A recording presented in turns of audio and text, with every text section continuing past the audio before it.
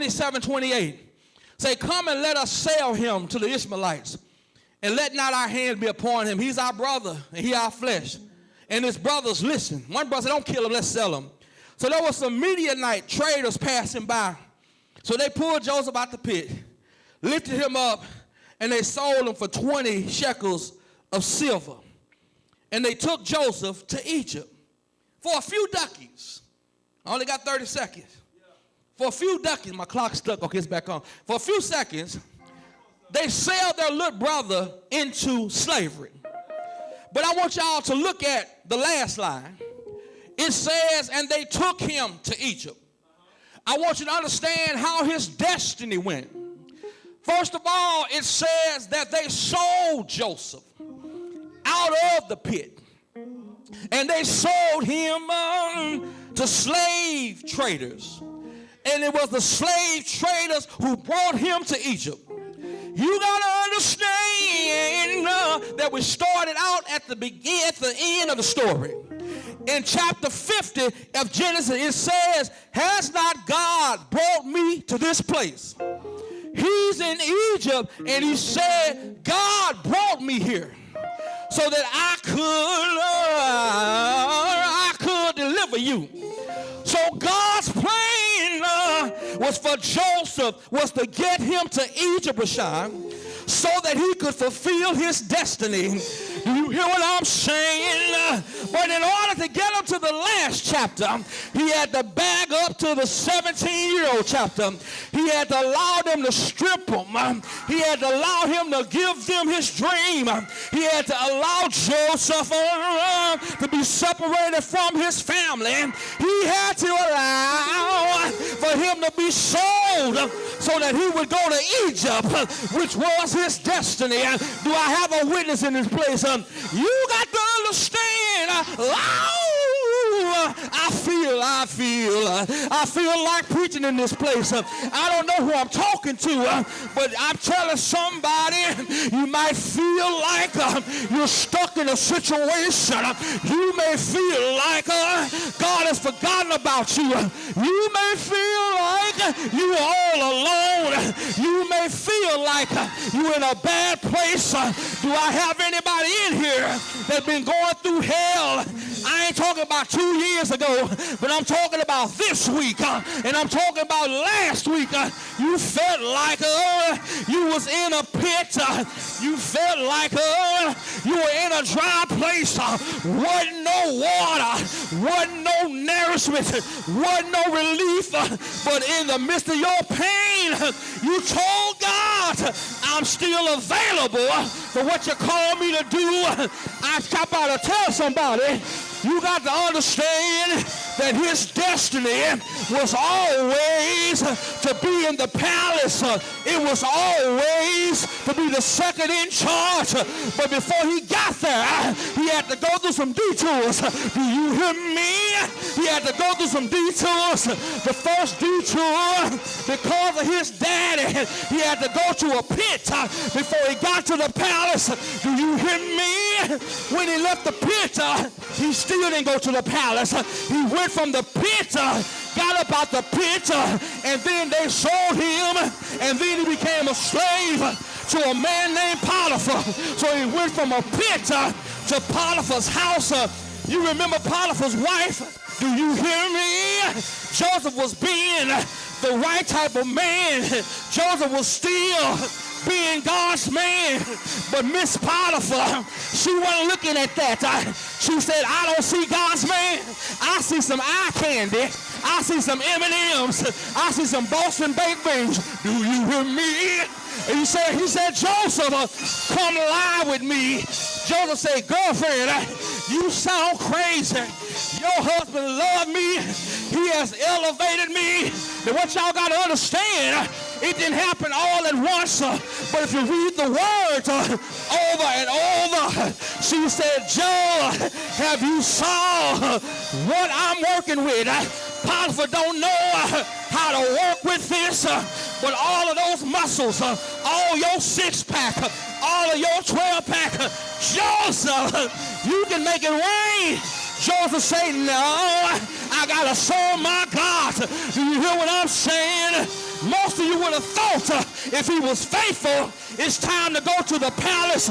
But God said, you got another detour. Do you hear what I'm saying?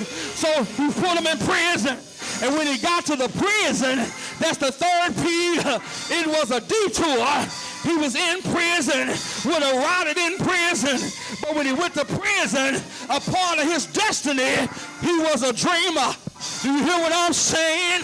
And when he got to the prison, he met some brothers in the prison, and he said, when you get out of here, don't forget about me. The folk will smile in your face, and as long as they're in your place, by the time they leave you, what you say, do you hear me? But what happened? It was the dream that was a part of the destiny that when he got there, Pharaoh had a dream. Couldn't nobody interpret a dream. The boy had been out for almost 2 years, and then he had a flashback. He said, when I was in Menards, I had somebody in cell block H, and they knew how to do dreams. Do you hear me? Say, I had a cell block mate by the name of Joe, and he knew about dreams. Pharaoh says, bring me the dreamer. Do you hear what I'm saying? Nobody could interpret the dream.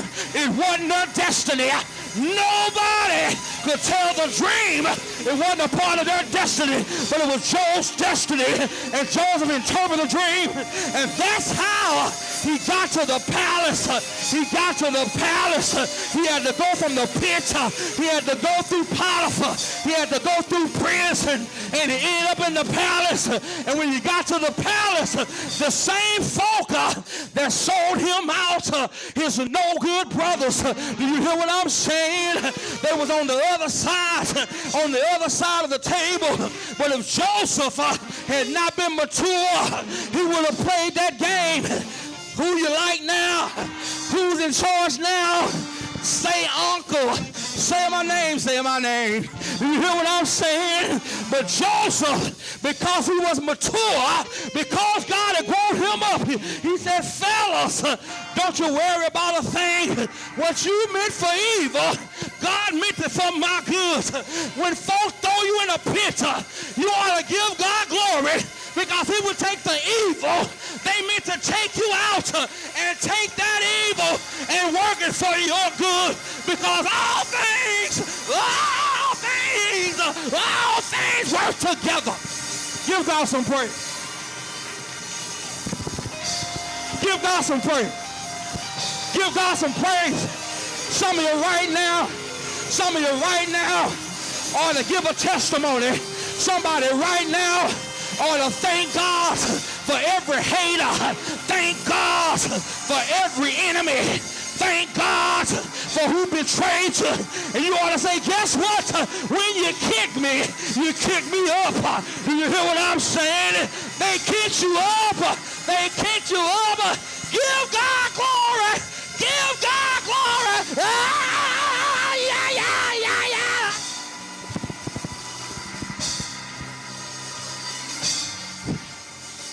Some of you right now, you ought to go home and tell that person that thought they took you out.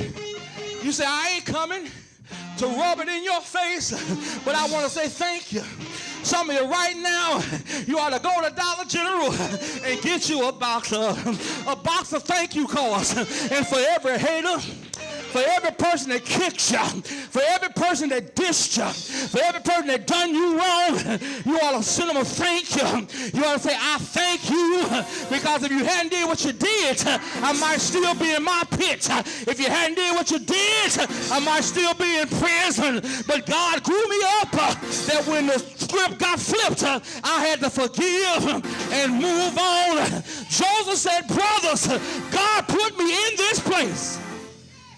In this place, to be there, to bless you. Give God some praise. Give God some praise. Did that help anybody?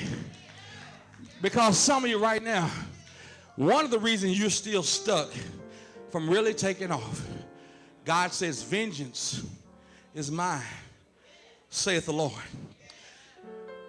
If vengeance is mine, saith the Lord, and you feel like you got to exercise it, you playing God. You're playing God. And don't get me wrong, we all been there. We all been there. I told you, I was at the altar ready to get married.